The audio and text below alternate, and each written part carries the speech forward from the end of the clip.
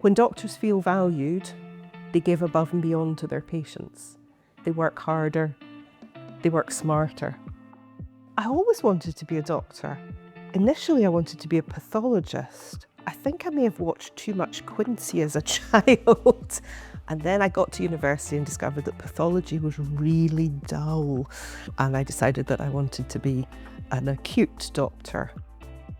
I'd always been a BMA member, probably hadn't been very involved. And then the new specialty doctor contract came in 2008. So I spent a lot of time talking to a colleague of mine who at that time was the LNC chair. He said, if you're interested in how contracts work, you should come along to the next LNC meeting. When the new contracts were negotiated in 2022 in Scotland, I recognised that I had a skill that was missing from the negotiating team, which was what gave me the confidence to step forward and say, you know, I'd like to be involved in that. And then from there, I've become the chair of the Scottish SAS committee.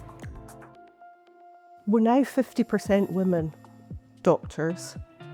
There are more than 50% women working in hospitals.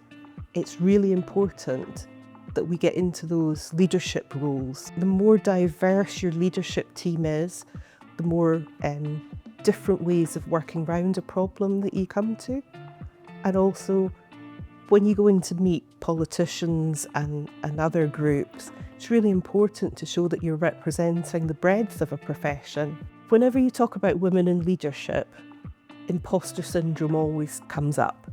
I think women are particularly prone to that. The important thing to remember is that we all have different leadership styles. There's a role for you regardless of what your personality is.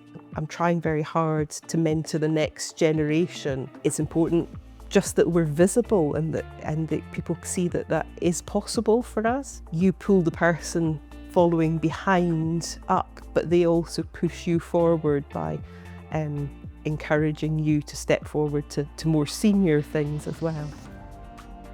Once you put your head up and start getting involved, you discover that the BMA is an incredibly supportive organisation. There's lots of us around, and I think most of us would be very encouraging. The staff that work in BMA Scotland and in BMA House in London are incredibly supportive and will do as much as they possibly can to facilitate people that are expressing an interest in getting involved so that they can develop and become the best doctors that they possibly can be.